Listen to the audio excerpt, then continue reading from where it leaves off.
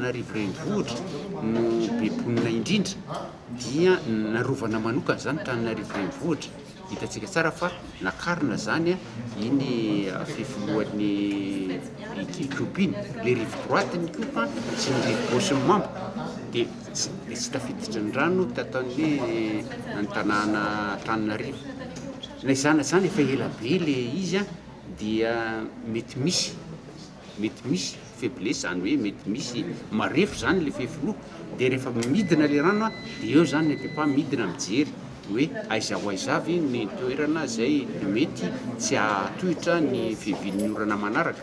Dia efa nanarina an'izay zany zay, efa nijery an'izay efa nanao an'izay fiarovana zay.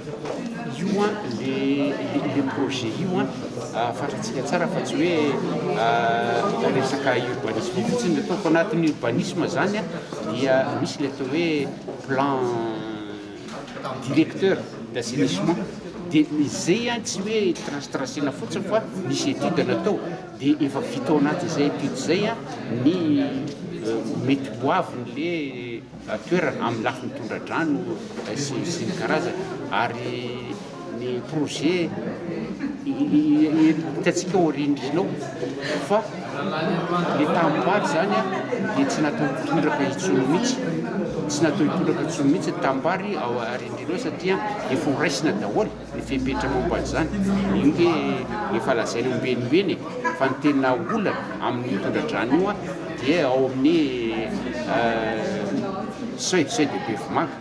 Dia fatsakana koa fa mieritreritra an'izay efa nazavaina teo fa raha ohatra zany eo amin'ny sampanana Ambotrimanjaka eo anao mandrefy dia 200 metatra eo andrefana eo mandeha makany Ambotrimanjaka zany, 200 metatra, dia mitodika makany an'le tambary amin'ny